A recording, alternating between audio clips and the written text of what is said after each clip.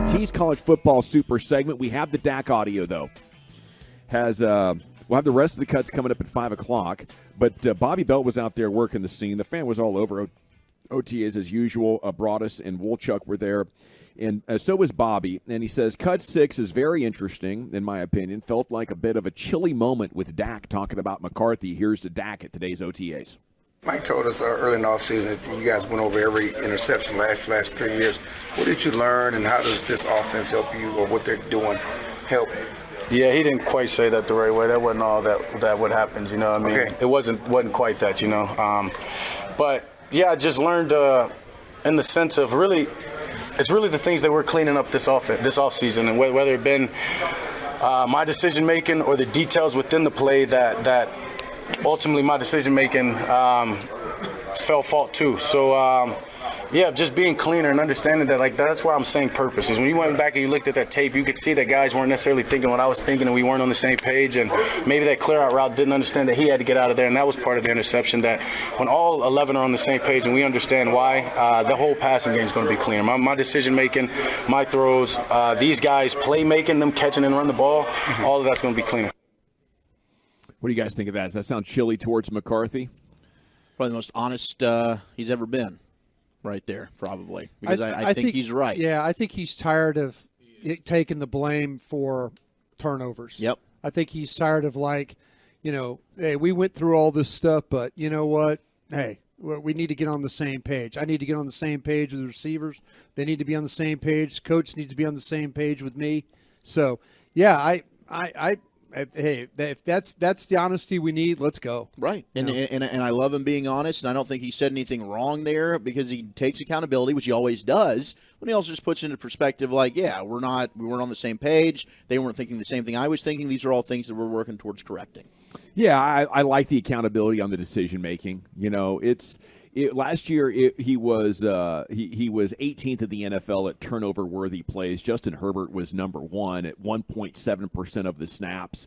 Dak Prescott was 18th at 3.7, but behind him, some pretty good players that had good years. Kyler Murray, not the best year, but Geno Smith, Tua, Josh Allen was actually third to worst in the entire NFL. Matt Ryan. And then Justin Fields coming in there. That's amongst the ranked 24 quarterbacks, by the way. I was not able to find any more. So I think everybody's got a hand in this. And, you know, it sounds like Dak's taking accountability for his part, but I thought it sounded more like frustration with how the question was framed. Yes. Than with Mike. Yeah, is that what you heard? Well, but he framed the question as though Mike said it, right? Isn't that what Clarence Mike did there? Yeah, he tried to say that Mike came out and said that you guys sat down and looked at every single turnover Which he did. you had. That is what Mike said. Yeah, that's what Mike said. Well, but Mike is known for saying that he looked at a lot of things that maybe he didn't quite look at. So Dak's going, hey. Dak's saying, don't give that guy a lot of credit.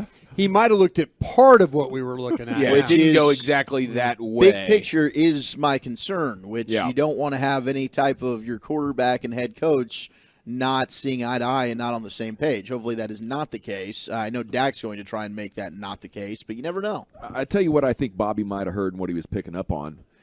Dak has like a rhythm, and you called him out on it for it last year at training camp in a funny way.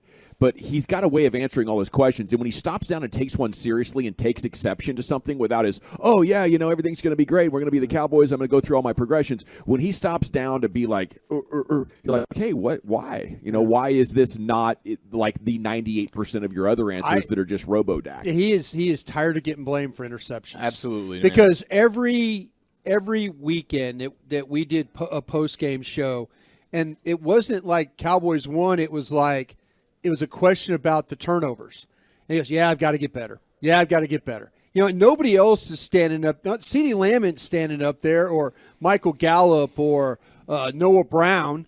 You know, these guys aren't standing up there having to take those questions. Maybe you catch them in the locker room, but it's Dak out there having to take the heat for those. And I think he's honestly tired of it. I think it's like, okay, yeah, I made some mistakes, but, you know, we got to clean up everything else that goes along with this. Yeah. My biggest thing, if I was Dak, I'd say, man, you got to get me a running game. You got to get me better protection. You know, these are the things that add up to more turnovers. Guys aren't clearly open. Guys don't know the routes. You know, so that's coaching. That's front office. You know, and I'm sitting here. I have a long track record of not turning the ball over in the NFL. It started to happen last year, and you know, as we pointed out in a Pro Football Focus article from yesterday, he has been the most sensitive quarterback to the surroundings amongst the starters in the NFL, amongst the good quarterbacks. When Dak has poor surroundings, it breaks down. And if I'm him and his agent, I'm asking for a little bit more attention on us and less trying to take a top 3 defense even better. I mean, what are we doing there with picks 1 and 3, guys? I need protection. I need open targets. Dak is also maybe in a situation, too, where he's going to have to renegotiate this contract. Yeah. And he's already kind of saying, oh, yeah. He's already saying, well, okay, wait a minute. Don't hold this against me. Don't hold these interceptions. We're not starting with this narrative. Exactly. I like that. Yeah, but how many times can you fall on the sword? Like, Dak's a company guy. He did it every week. He always says the right thing. And you could tell at the end of the year, even though he kept doing it, he was getting frustrated there. So you have a whole offseason where the coach is talking about the offensive changes, and they're all dictated towards you, the quarterback. And to some, they pick up like, are you saying the quarterback's not good enough? You don't think that gets back to Dak, and maybe he's thinking, well, go bleep yourself, man. Okay, 972 says to say, well, my head coach didn't say that right is a big deal. So it's interesting to see some of this reactions coming off the truckwreck.com fan text. You don't think his ball security is a big deal? I do. For the rest of his career? I do. Is. He needs to prove that that's not a problem. I do, because I think that he is the guy that believes he could score in every play. I believe his mindset going into a game is, you know, I've repped this, I see it, I'm going to throw it. I think we could score on this play. You know, I don't think it's. I'm not going to say it's going to be the high number that you know. It still might be double digits. Yeah. But think about that. Think about the number of interceptions he threw, and he missed 5 games. Yeah. But his attitude about playing, you know what? He's trying to make plays. But I don't think that number's coming down. I really don't. When you have the 23rd best yards per attempt, and that's year wide. So in the first half of the season, they were top 5, top 10 in yards per attempt. By the end of the year, it had fallen all the way to 23. Yeah. He was desperately trying to move the chains, I think, a lot last year.